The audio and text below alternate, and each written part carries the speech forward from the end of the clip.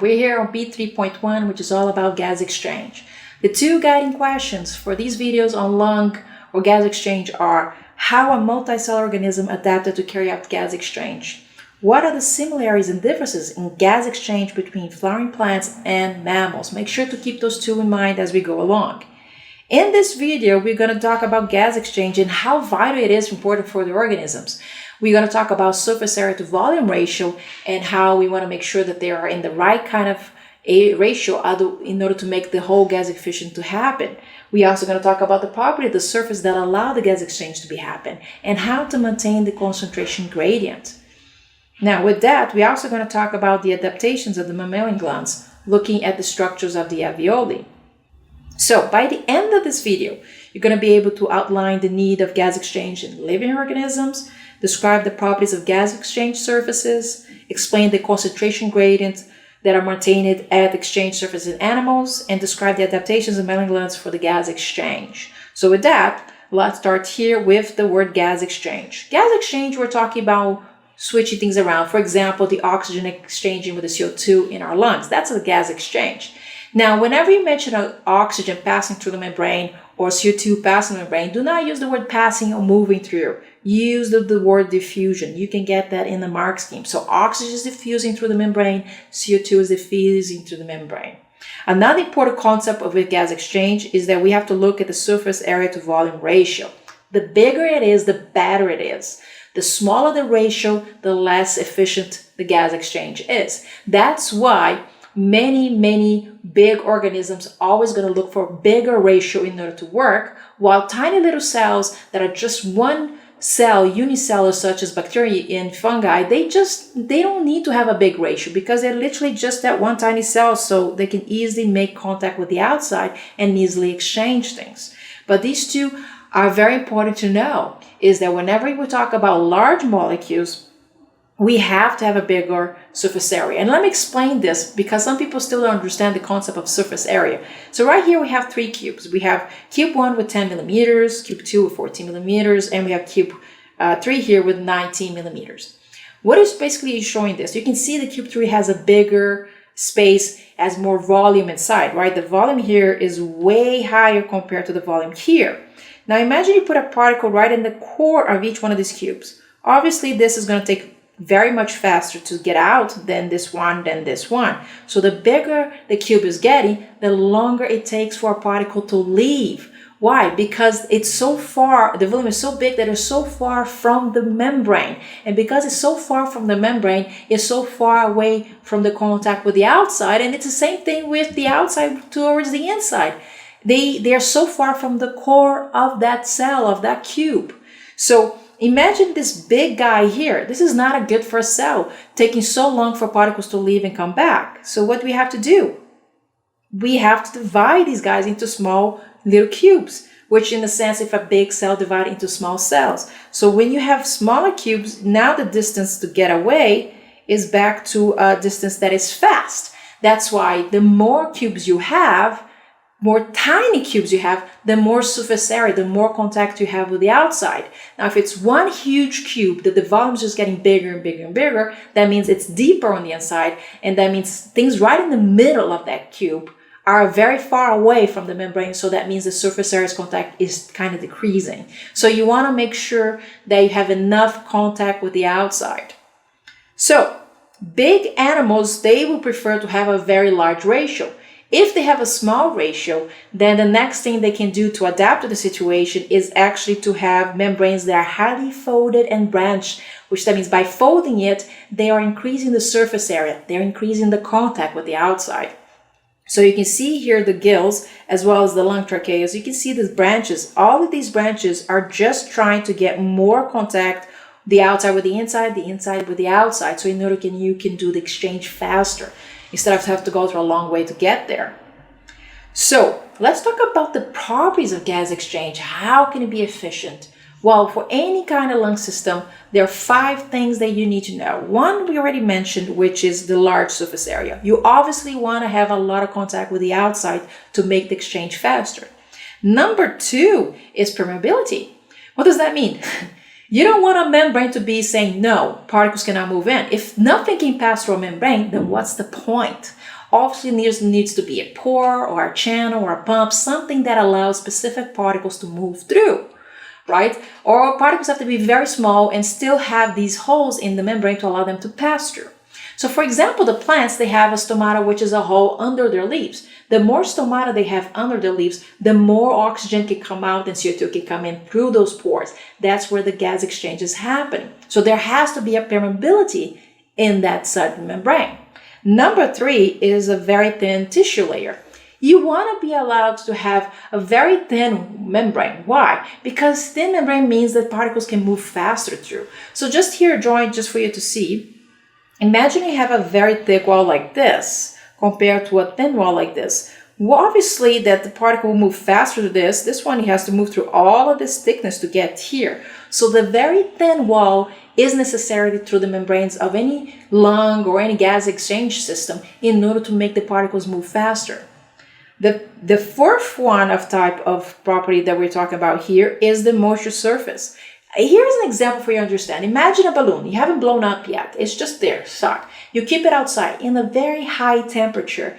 Will cause them to kind of get sticky and melted. And then if you try to blow right after, they will not open. They'll be just stuck, right?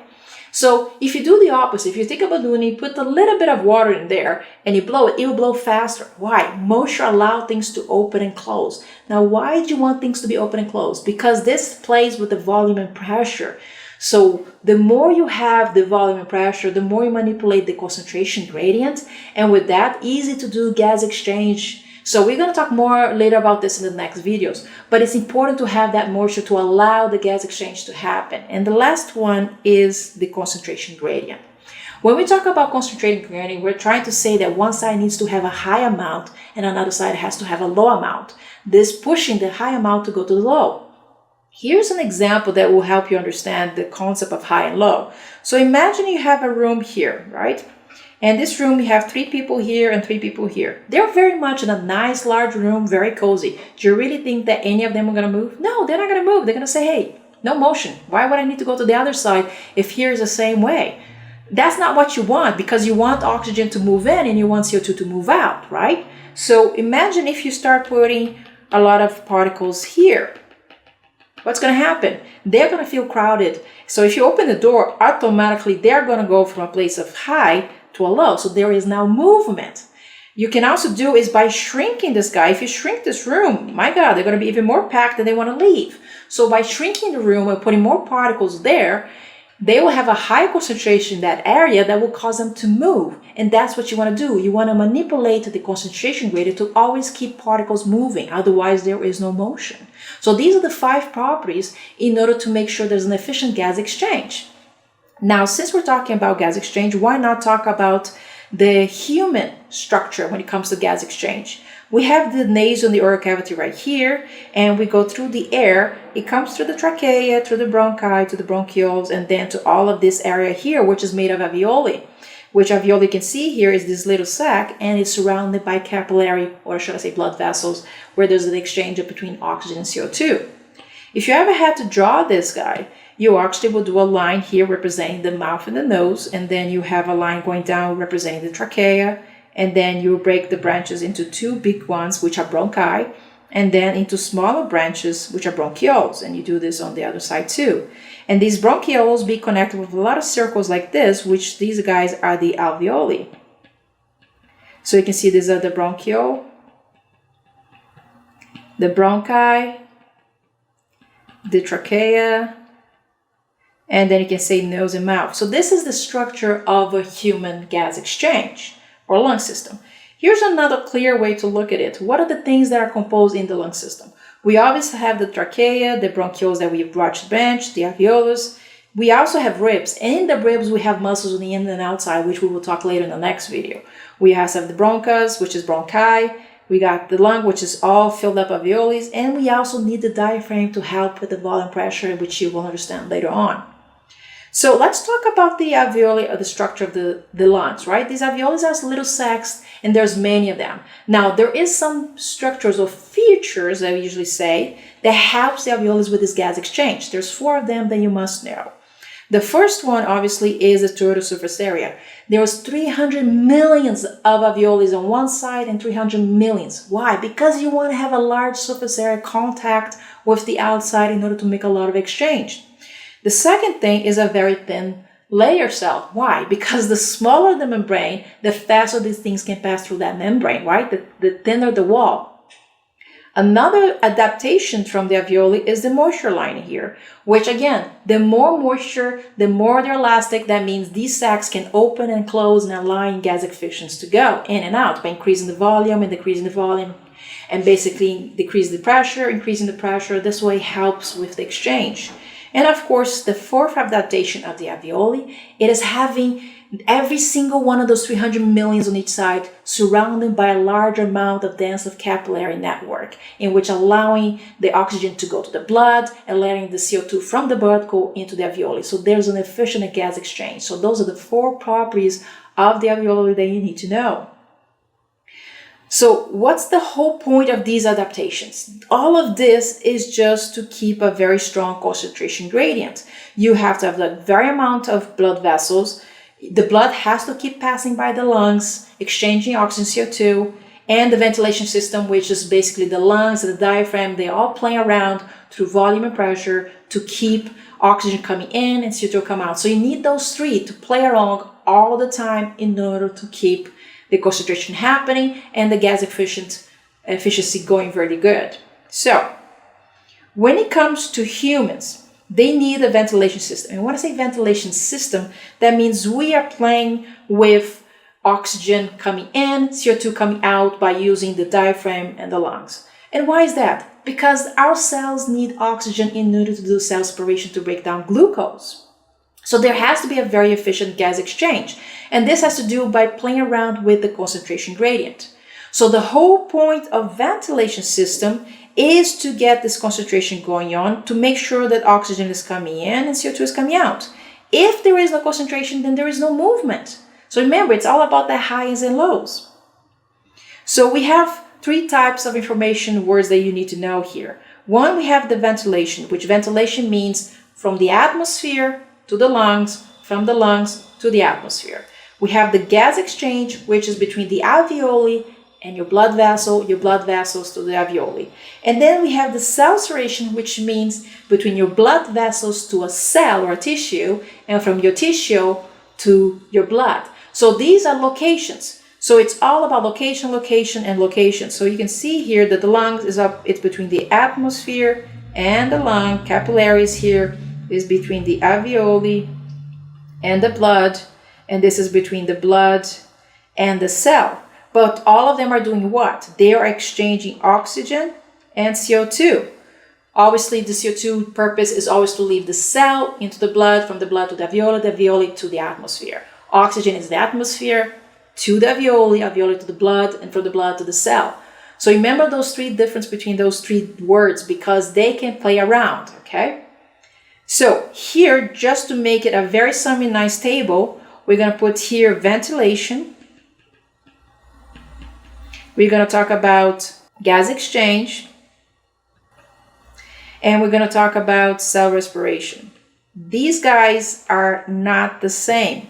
All of them are by location. This can be from the lung and to the atmosphere. This is from the alveoli to the blood, and this is from the blood to the cell. So there is an exchange going on between them.